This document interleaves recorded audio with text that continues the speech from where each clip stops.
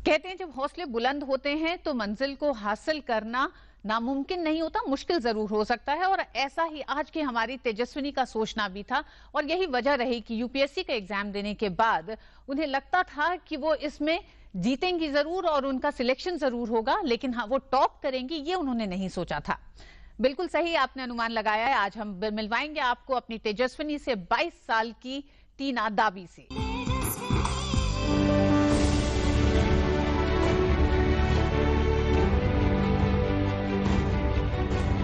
दिल्ली की छात्र और लेडी श्रीराम कॉलेज से स्नातक टीना दाबी ने भारत की सबसे प्रतिष्ठित यूपीएससी की परीक्षा में टॉप किया है। 22 साल की टीना ने पहले ही अटेम्प्ट में ये सफलता हासिल की। टीना की उम्र उनकी सफलता को दोगुनी कर देती है। यूं तो टीना का जन्म भोपाल में एक मिडिल क्लास फैमिली में हुआ। टीना के माता पिता दोनों भारतीय इंजीनियरिंग सर्विसेज के अधिकारी हैं। पिता बीएसएनएल में अफसर हैं, पर उनकी मां बच्चों की पढ़ाई के लिए बीआरएस ले चुकी हैं। टीना ने अपनी प्रारंभिक पढ़ाई भोपाल में ही पूरी की और फिर 8वीं के आगे की पढ़ाई दिल्ली से की। उनके पिता के अनुसार टीना बचपन से ही पढ़ाई में होशियार रही हैं। स्कूल में टॉप करने के बाद 2014 में टीना ने लेडी श्रीराम कॉलेज से उम्दा अंकों के साथ पॉलिटिकल साइंस ऑनर्स में भी टॉप किया, जिसके लिए उन्हें कॉलेज ने स्टूडेंट ऑफ द ईयर घोषित किया। पढ़ाई में तेज टीना खाली समय में पेंटिंग करना पसंद करती हैं, वो भी बिहार की मधुबनी पेंटिंग को। इसके अलावा टीना को पढ़ना, शॉपिंग, मूवी देखना भी पसंद है। सामाजिक मुद्दों के प्रति टीना का रुझान कॉलेज के दिनों से ही था। लिंगानुपात को बेहतर बनाने और महिला सशक्तिकरण के लिए काम करने के लक्ष्य के साथ समाज को बेहतर बनाने के उद्देश्य से ही टीना ने लोक सेवा परीक्षा का चयन किया। और हमारी आज की तेजस्विनी है टीना दाबी। आइए उनसे बात करनी शुरू करते हैं। टीना, सबसे पहले तो बहुत बहुत बहुत बधाई आपको इस कामयाबी के लिए। धन्यवाद। टीना, सबसे पहले जानना चाहेंगे जो पिछले जीवन का जो सफर रहा, 22 साल की इतनी कम उम्र में टॉप करना यूपीएससी के एग्जाम को, आपको शुरू से लगता था कि आप इसमें सिलेक्शन तो आपका हो ही जाएगा, लेकिन टॉप कर पाएंगी ये आपके लिए एक तरह से खबर आई? जी जी बिल्कुल। एग्जाम अच्छा हुआ था तो इतना कॉन्फिडेंस था कि शायद मेरिट लिस्ट में नाम तो हमारा आ जाएगा, लेकिन टॉप करना फर्स्ट अटेम्प्ट में ये तो मैंने कभी उम्मीद भी नहीं की थी। तो बहुत ज्यादा सरप्राइज फील हुआ कि अच्छा ऐसा हो गया है। टीना, इतनी कम उम्र है इसलिए बहुत सारे लोग ये भी जानना चाहते होंगे कि पीछे का जीवन कैसा रहा, स्कूल में कैसा रहा, बचपन कैसा बीता। क्या ये शुरू से ये लगन थी कि आपको सिविल सर्वेंट बनना ही है?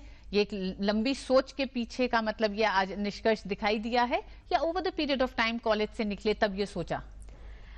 जी, क्लास 11 से ही सोच लिया था कि सिविल सर्विसेज में अपना करियर बनाना है, तो उसी के हिसाब से थोड़ी बहुत प्लानिंग करनी स्टार्ट कर दी। हालांकि proper preparation with focus college की पढ़ाई खत्म करने के बाद ही 1 साल करी, बट इस बारे में सोचना कि एक करियर बनाना है सिविल सर्विसेज में, ये क्लास 11वीं से ही मैंने सोच लिया था। जब क्लास 10th ओवर करके हम सब स्ट्रीम डिसाइड करते हैं कि साइंस लेंगे, कॉमर्स लेंगे, ह्यूमैनिटीज लेंगे, तब थोड़ा मुझ पर भी पीयर प्रेशर था क्योंकि मैं अच्छी स्टूडेंट थी और मैंने साइंस स्ट्रीम इनफैक्ट 2 महीने करा, बट मेरा उसमें उतना इंटरेस्ट नहीं था।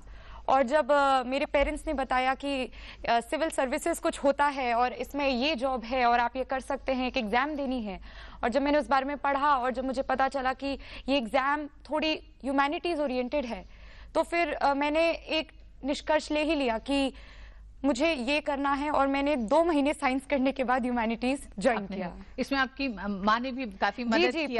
पूरा उन्होंने ही गाइड किया, और हालांकि डांट के करा कि नहीं तुम्हारा इसमें इंटरेस्ट नहीं है, तुम क्यों पीयर प्रेशर में आके साइंस कर रही हो। ये प्रेशर ऐसा भी रहा होगा कि घर में माता पिता दोनों ही इंजीनियर? जी बिल्कुल, पूरी फैमिली में सब इंजीनियर्स हैं, और इंडिया में थोड़ा परसेप्शन भी है कि शायद जो बच्चे पढ़ाई में वीक होते हैं वो ह्यूमैनिटीज करते हैं, तो ये थोड़ा परसेप्शन प्रॉब्लम भी है। तो इससे आप लोग मतलब निकल के आ पाए थे जब माँ ने कहा कि ह्यूमैनिटीज लेना है। हालांकि साल जैसे बीतते गए सब लोग बोलते थे कि अच्छा शायद ह्यूमैनिटीज शायद पढ़ने में उतनी अच्छी नहीं है इसलिए ह्यूमैनिटीज दिया है, तो अब शायद परसेप्शन थोड़ा करेक्ट हो गया। अच्छा टीना, ये भी जानना चाहेंगे, जब से ये रिजल्ट आया है उसके बाद से लगातार आपसे लोग मिल रहे हैं, पत्रकार लोग मिल रहे हैं, टीवी चैनल्स आपके एक तरह से आपको कैप्चर करने के लिए, आपके अनुभवों को जानने के लिए, पिछले 48-72 घंटे में जिंदगी किस तरह से बदली हुई लग रही है?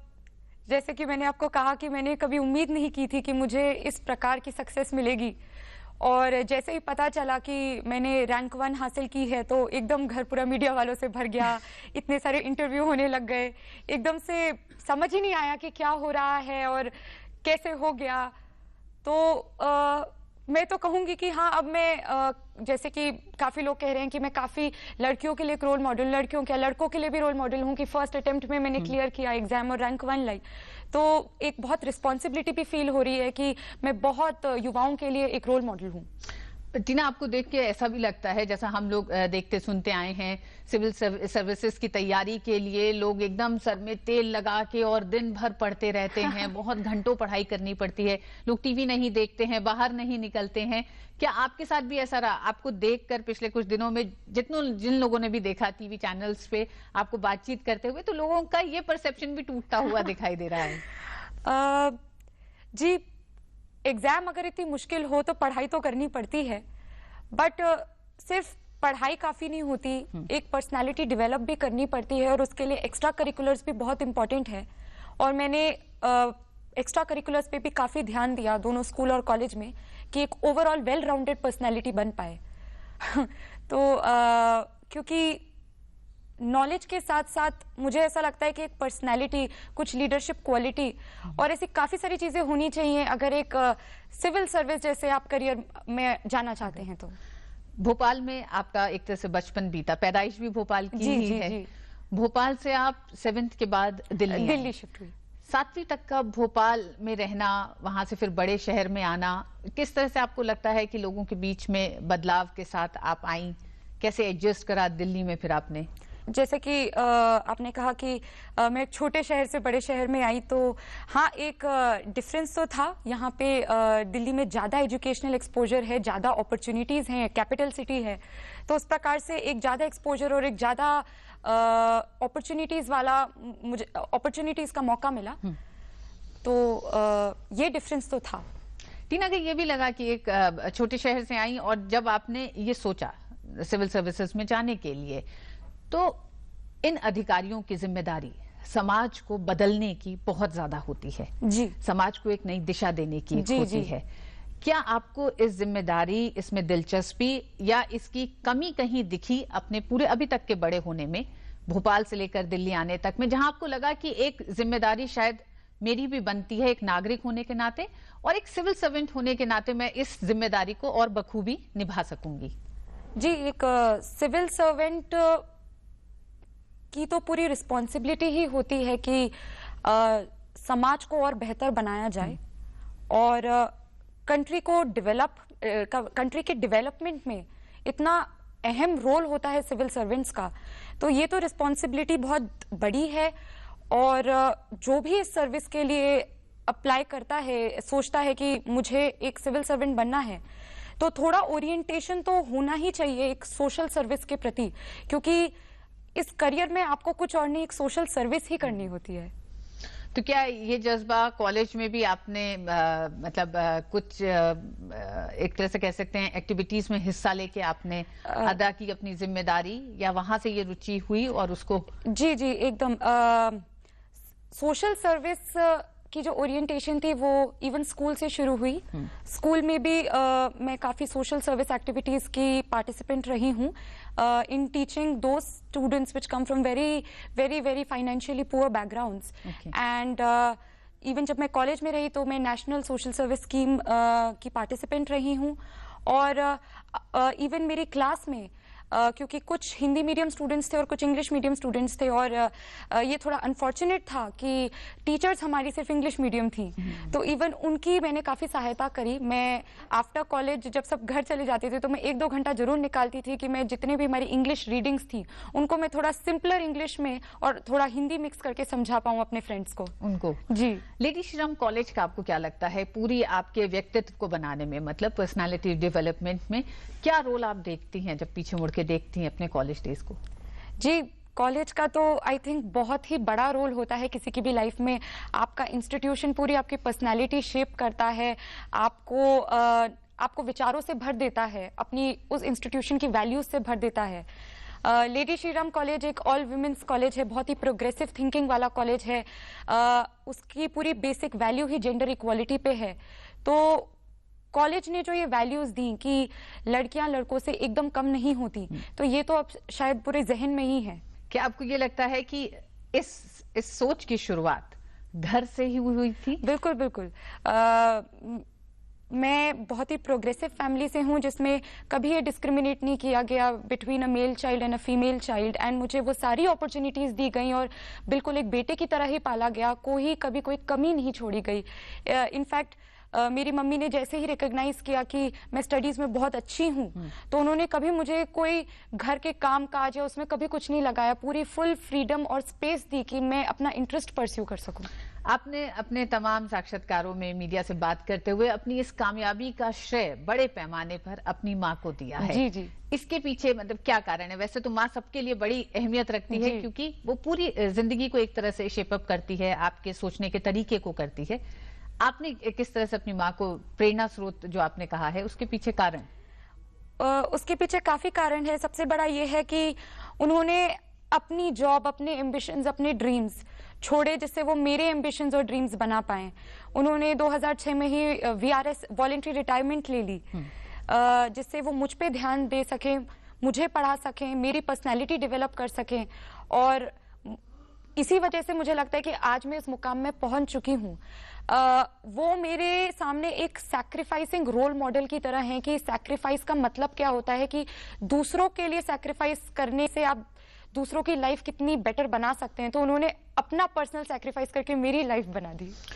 अब टीना, क्या अगर हम जानना चाहें कि वो कौन से ऐसे आपके मुद्दे हैं जिन पर आप सोचती हैं, जिनको लेकर आपको लगता है कि समाज में काम करने की जरूरत है? जी, अगर एक ऐसे मुद्दे की बात की जाए जो बिल्कुल दिल को छूती है, तो वो है महिलाओं से रिलेटेड जितने भी मुद्दे हैं। एक महिलाएं खुद होते हुए ये ऐसी चीजें जो बिल्कुल दिल को छूती हैं। अगर हम बात करें चाइल्ड सेक्स रेशियो की, तो कंट्री में चाइल्ड सेक्स रेशियो घट रहा है और ये बहुत एक चिंतापूर्वक विषय है क्योंकि हम एक 21st सेंचुरी में रह रहे हैं। हमारी अब प्रोग्रेसिव वैल्यूज हो रही हैं सोसाइटी की। तो ये एक मुद्दा है जिस पे अब काम करने की बहुत जरूरत है, जिससे ये हमारी ओवरऑल प्रोग्रेस को हैम्पर ना करे। और अभी जो सरकार का बेटी बचाओ बेटी पढ़ाओ है, फ्लैगशिप प्रोग्राम है, जो बिल्कुल टारगेटेड अप्रोच से इस प्रॉब्लम को सॉल्व करने की कोशिश कर रहा है। तो ऐसे प्रोग्राम्स की बहुत ज्यादा आवश्यकता है और ऐसे और प्रोग्राम्स होने की भी बहुत ज्यादा आवश्यकता है। टीना, ये भी एक कोइंसिडेंस है कि आपने जो राज्य अपने प्रेफरेंसेस में चुना है, वहीं से इस योजना की शुरुआत भी हुई। और इस राज्य में मुझे लगता है कि लड़कियों को पढ़ाने को और उन्हें शिक्षित करने पर अभी भी काम करने की जरूरत है। लगातार काम हो भी रहा है और उसके अच्छे रिजल्ट्स भी दिखाई दे रहे हैं। जी, बिल्कुल काम हो रहा है और काफी इम्प्रूवमेंट हो रहा है। बट जैसे कि आपने कहा कि अभी भी हमें बहुत आगे बढ़कर काम करते रहना है, अभी भी बहुत स्कोप है इम्प्रूवमेंट की। अगर हम बात करें, अगर इस जिम्मेदारी के साथ साथ आगे बढ़ते हुए, क्या आपको लगता है कि समाज में जिस तरह से भ्रष्टाचार फैला हुआ है, जी, इसके बाद एक बड़ी जिम्मेदारी युवा सिविल सर्वेंट्स जो हैं, क्योंकि उनसे हम ये उम्मीद करते हैं कि वो एक नई सोच के साथ, एक साफ सोच के साथ आगे बढ़ेंगे, जी, उसके लिए आपको क्या लगता है कि आप लोग किस तरह से अपने आप को तैयार कर रहे हैं? क्या भूमिका अभी आप लोग अपनी तय कर पाते हैं? जैसे आपने कहा, भ्रष्टाचार की जो पूरी प्रॉब्लम है, अगर इस बारे में बात की जाए, अकाउंटेबिलिटी, ट्रांसपेरेंसी एक सिविल सर्वेंट के लिए बहुत बहुत इंपॉर्टेंट है, क्योंकि अगर ये दो चीजें ना हो तो गवर्नेंस सही मायने में कभी भी गुड गवर्नेंस नहीं बन सकती। और मेरा ये मानना है कि आप उस अब ओहदे पे हैं जहां आप दूसरों के लिए एक एग्जाम्पल सेट कर सकते हैं। तो अगर आप खुद को एस्टैब्लिश कर पाए एक बहुत ही ऑनेस्ट पब्लिक सर्वेंट की तरह, तो आप दूसरों को मजबूर करते हैं कि वो भी आपकी तरफ बनने की कोशिश करें। टीना, आप उस समाज को भी एक तरह से प्रतिनिधित्व करती हैं जो हाशिए पे रहा है, और अगर उस समाज में भी लड़कियों की अगर हम बात करें तो आज भी बहुत सारी बेड़ियां भी कह सकते हैं, बाधाएं भी हैं, उसको तोड़ने की लगातार कोशिश की जा रही है। और यही एक वजह है कि अगर हम पिछले मुड़ के कुछ दशकों में देखें, मतलब मान लीजिए 20-25 साल पीछे देखें, तो वहां से महिलाओं ने एक लंबा सफर तय करा है, लड़कियों ने भी कामयाबियों में। लेकिन क्या लगता है कि मूल समस्या क्या है, मतलब जड़ में क्या है जिसको दूर करने की जरूरत लगती है? मेरे ख्याल से मूल समस्या है अपॉर्चुनिटीज का ना होना। तो एजुकेशनल अपॉर्चुनिटीज इंक्रीज और करनी पड़ेगी, क्योंकि एजुकेशन ही है जो अल्टीमेटली अपलिफ्टमेंट ला सकती है, आपको मजबूत करती है, सशक्त करती है। जी। तो शिक्षित होना और शिक्षा का प्रसार, ये सबसे ज्यादा आपको जरूरत लगता है। आज भी अगर आपको लड़कियों को आगे लेके आना अगर बाधाओं से निकल के आना है, तो एजुकेशन एंड अवेयरनेस, ये दो ऐसी चीजें हैं जिनकी बहुत बहुत ज्यादा आवश्यकता है, और यही सॉल्यूशंस भी हैं। आपने देखा टीना दाबी को मात्र 22 साल की हैं, लेकिन उन तमाम ज्वलंत मुद्दों पर एक सोच है, एक स्पष्ट सोच है उनकी, और उस सोच के साथ ही इनका कहना है कि इनके जैसे युवा जो सिविल सर्वेंट्स इस बार चुने गए हैं, वो इस सोच के साथ आगे बढ़ेंगे, समाज को एक नई दिशा देने के लिए, समाज को सुधारने के लिए। वक्त एक छोटे से ब्रेक का, ब्रेक के बाद वापस आएंगे तो ये जो तमाम मुद्दों पे जो गंभीर बातचीत कर रही है, इसके पीछे की टीना दाबी की भी बात करेंगे कि क्या रहे हैं शौक, क्या है शौक जिनके लिए किस तरह से वक्त निकालती थी टीना अपनी पढ़ाई के साथ साथ। एक छोटे से ब्रेक के बाद वापस लौटते हैं। हिम्मत कैसे हुई तुम्हारी? How dare you? क्या किया मैंने? क्या किया? किस सास से इस तरह से बात करती हो? What do you think of yourself? मेरी क्या गलती है? Shut up! Shut up! गलती अब मैं करता हूँ। झूठ बोलने की आदत पड़ गई है तुमको। Just because I don't say anything. तुमको बस एक ही भाषा समझ में आएगी, एक ही। एक और बार अगर ऐसा हुआ ना तो मैं तुम एक फोन कर सकता हूं?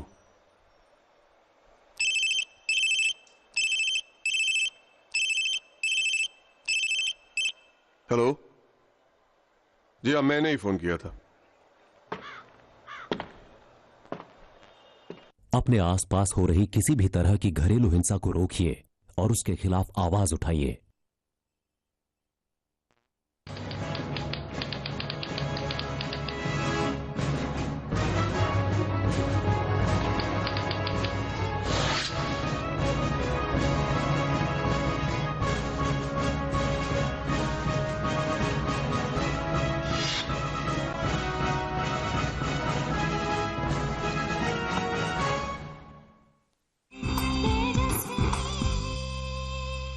और आज की हमारी तेजस्विनी है यूपीएससी में टॉप करने वाली 22 साल की टीना दाबी।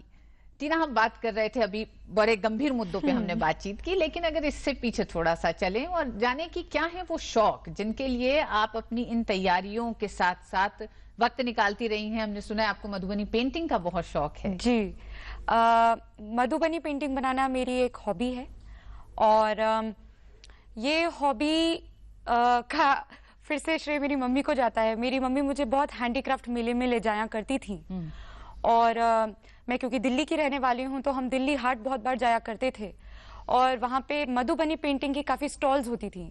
तो मैंने एक ऐसी बार हम गए और मैंने वहाँ देखा और मुझे वो बहुत आकर्षित करा, जो इतना वाइब्रेंट कलर्स और डिज़ाइंस पैटर्न्स जो यूज़ होते हैं उस पेंटिंग में, इसने मुझे बहुत आकर्षित करा और फिर मैंने खरीद के उन्हें बनाना शुरू करा। तो इस प्रकार एक हॉबी की तरफ बन गई। आपको पढ़ने का भी बहुत शौक है, वो कौन से लेखक रहे जिनको अपने पूरे बचपन से लेकर अभी तक कॉलेज के दिनों में पढ़ते समय कुछ छाप छूटी जिसने आपकी सोच को भी एक नया मोड़ दिया?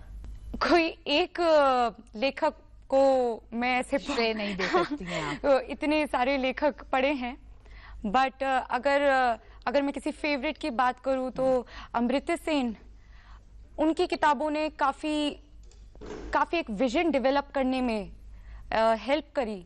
उनके जो व्यूज रहे हैं उन्होंने काफी इंस्पायर किया और काफी इंसाइट्स दी into very serious issues like poverty की बात करें, अनएम्प्लॉयमेंट की बात करें, इंडिया की ग्रोथ स्टोरी की बात करें, तो इस चीज पे उनकी किताबों ने मुझे काफी ज्यादा मेरे ओपिनियंस डेवलप करे। टीना, 40 मिनट का आपका यूपीएससी का इंटरव्यू था जी। उस इंटरव्यू में क्या क्या मन में चल रहा था? वो कौन सी ऐसी चीजें थी जिन्होंने थोड़ी देर नर्वस भी करा हो, या नर्वस नहीं हुई आप उस दौरान? बिल्कुल जी। इंटरव्यू के पहले 2 मिनट तो सभी बहुत नर्वस होते हैं, और मैं भी बहुत नर्वस हुई। आप बैठते हैं और आप ऐसे सोचते हैं कि अच्छा ये फाइनल मोमेंट आ गया जो बहुत कुछ डिटरमाइन कर देगा कि क्या रैंक मिलेगी, क्या सर्विस मिलेगी। तो वो डर और वो स्ट्रेस तो हमेशा रहता ही है, और वहाँ पे इंटरव्यू बोर्ड में बैठे सब आप ही को देख रहे होते हैं, तो उस स्ट्रेस और उन सब की आंखें जब आप पे होती हैं तो काफी प्रेशराइज्ड फील तो होता है। बट ऑफ कोर्स आपको उस टाइम कैसे भी करके अपने आप को समझा के प्रश्नों का तो जवाब देना ही होता है। पहले 2 मिनट तो स्ट्रेसफुल रहे, पर जो बोर्ड चेयरमैन थी उन्होंने बहुत ही कंफर्टेबल फील कराया, और 2 मिनट के बाद पूरा वो स्ट्रेस गायब हो गया, और एक सपोर्टिव बोर्ड रहा जिन्होंने क्वेश्चंस पूछते हुए चाहे कोई नहीं भी आया हो तो भी ये फील नहीं कराया कि ओह तुमसे बहुत बड़ी गलती हो गई। तो एक सपोर्टिव एनवायरनमेंट में रहा, तो मुझे पता भी नहीं चला कि 40-45 मिनट्स हो गए इंटरव्यू इतने हो गए जी, और इतनी चर्चा हो गई आपकी। क्या आपको लगता है कि आप अपने लिहाज से वो कौन सी 2 बातें हैं जिनको आप आज भी जहन में रख के अब अपने आगे का सफर आप शुरू करेंगी, क्योंकि अब आपका सफर सामाजिक ज्यादा रहेगा जी, निजी कम हो जाएगा? जी। हार्ड वर्क, ये शायद इसी वजह से, इस हार्ड वर्क की वजह से ही मैं आज इस मुकाम पर पहुंची हूं। तो ये तो सीख शायद पूरी लाइफ मेरे साथ रहेगी कि हार्ड वर्क करना कभी छोड़ना नहीं चाहिए, और एक हार्ड वर्क ही है जो आपको ऊंचाइयों पे ले जा सकता है।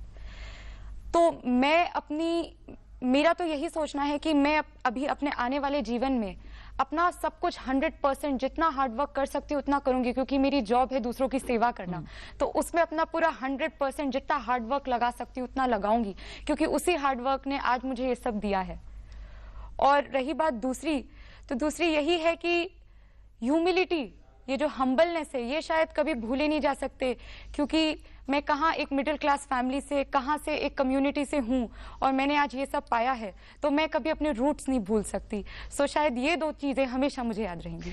टीना, इस कामयाबी को जब देखती हैं आप, युवाओं के लिए तो बहुत बड़ी कामयाबी है, महिलाओं के लिहाज से बहुत बड़ी कामयाबी है, और उस समाज के लिए जहां से आप आती हैं जी, क्या आपको लगता है कि उस समाज को आगे लाने के लिए आप जैसे, हम जैसे बहुत सारे और रोल मॉडल्स की भी एक जिम्मेदारी आज के माहौल में बन गई है?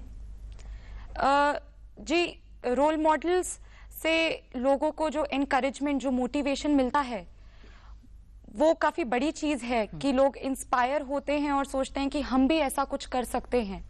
तो मेरे ख्याल से हाँ, अभी और ऐसे मेरे जैसे एग्जाम्पल्स की जरूरत है, क्योंकि ये रोल मॉडल्स और ये एग्जाम्पल्स के विदाउट बहुत मुश्किल है उस कम्युनिटी से निकल के आना। टीना, परिवार में भाई बहन भी हैं, उन लोगों को किस तरह से लगा जब ये खबर आई? उसके बाद उनका क्या रिएक्शन था? दोस्तों का क्या रिएक्शन था? क्या दोस्तों को लगा कि अब कुछ समय के लिए आप उनसे भी थोड़े समय के लिए अब कट भी जाएंगी, जिम्मेदारियां बढ़ गई हैं? जी, मेरी एक सिस्टर है, यंगर सिस्टर है, वो बहुत खुश हुई। साथ ही साथ उन्हें बहुत प्रेशर भी फील हो रहा है कि मुझसे भी बहुत एक्सपेक्टेशंस बढ़ गई हैं, और दोस्त बहुत खुश हुए, पेरेंट्स बहुत खुश हुए, रिलेटिव्स बहुत खुश हैं। क्या अब आप पिछले कुछ दिनों में, अब कुछ समय के बाद आपकी ट्रेनिंग शुरू हो जाएगी, वो कौन सी चीजें जो आपको लगता है कि अब इन 2 महीनों में आप खत्म करना चाहती हैं? ये एग्जाम इतनी मुश्किल रही कि काफी सारी चीजें जो अच्छी लगती हैं करने में, उन पे एक रोक लगानी पड़ी। वो कौन सी चीजें हैं हम भी जानना चाहेंगे।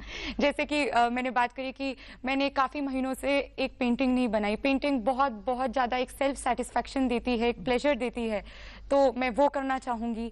दोस्तों से नहीं मिल पाई, दोस्तों से मिलना चाहूँगी। कोई मूवी नहीं देखी, कोई बाहर नहीं गए। समय से कोई मूवी नहीं देखी? इंटरव्यू के बाद तो देखी, बट उसके पहले कोई नहीं देखी, तो वो देखना चाहेंगे। थोड़ा टीवी भी देखना चाहेंगे, टीवी देखना बंद हो गया। सो ये जो रोज जो आम काम करते हैं, टीवी देखना, दोस्तों से मिलना, ये सब कट गया था, तो अब ये करना चाहूंगी। तो आपको लगता है कि इस कामयाबी के लिए जो इतनी मुश्किल है, इसको हासिल करने के लिए एक अनुशासन मतलब डिसिप्लिन की भी जरूरत थी लाइफ में? जी बिल्कुल, बिल्कुल। जिस पर आपने लगातार काम भी किया और ये डिसिप्लिन मुझे लगता है बदस्तूर आगे भी जारी ही रहेगा। जी, डिसिप्लिन स्कूल लाइफ और कॉलेज लाइफ से ही डेवलप हो गया। और डिसिप्लिन इस एग्जाम के लिए तो बहुत ज़्यादा इम्पोर्टेंट इसलिए भी है क्योंकि ये एग्जाम नियरली दो सालों का इन्वेस्टमेंट मांगती है। एक साल आप प्रिपेयर ही करते हैं और एक साल आप परीक्षा ही के लिए ही बैठे रहते हैं, क्योंकि इस एग्जाम में 3 फेजेस हैं जो काफ़ी महीनों बाद होते हैं, तो नियरली आप 2 साल दे देते हैं। तो और कठिनाई देखते हुए अगर ये 2 साल निकालने हैं तो बहुत ज्यादा सेल्फ डिसिप्लिन होना चाहिए कि आप खुद को उस टाइम समझा पाएं कि नहीं, अभी मेरे लिए पढ़ाई करना ज्यादा जरूरी है, कोई दूसरा काम उतना जरूरी नहीं है। तो फोकस और डिसिप्लिन तो बहुत ज्यादा इंपॉर्टेंट है। टीना, अभी तो बहुत सारे और अनुभव होने हैं जीवन में। अब तो मतलब एक तरह से अनुभवों का सफर अब शुरू होगा आपका, लेकिन अभी इस पड़ाव पर आप क्या कहना चाहेंगी उन तमाम लड़कियों के लिए जो तैयारी भी कर रही हैं? और मुझे लगता है आपकी माँ उन तमाम माँओं के लिए एक ताकत है जो अपनी लड़कियों को कुछ करने के लिए शायद आवाज नहीं बुलंद कर पाती हैं, उनके लिए बहुत बड़ी ताकत है। तो उन लड़कियों के लिए आप क्या कहना चाहेंगी? मैं यही कहना चाहूंगी कि अगर एक विल हो और एक डिटर्मिनेशन हो हार्ड वर्क करने का, अगर आप सिंसियर हैं तो सब कुछ हासिल हो सकता है। कोई ऐसी शक्ति नहीं है जो आपको रोक देगी। फिर बहुत बहुत शुक्रिया टीना हम लोगों से बात करने का। टीना पहली दलित महिला हैं जिन्होंने यूपीएससी टॉप किया है, तो ये अपने आप में एक बहुत बड़ी उपलब्धि है। ये उपलब्धि सिर्फ उन तमाम लड़कियों के लिए भी है जो कुछ, और जैसा हमने कहा कि टीना की माँ का जो योगदान रहा है, जो तपस्या रही है, वो उन तमाम माँओं के लिए ताकत है जो अपनी लड़कियों के लिए कुछ करना चाहती हैं और कई बार अपनी आवाज को बुलंद नहीं कर पाती हैं। बहुत बहुत शुक्रिया टीना, और बहुत बहुत आगे के सफर के लिए बधाई भी। Thank you ma'am, thank you so much.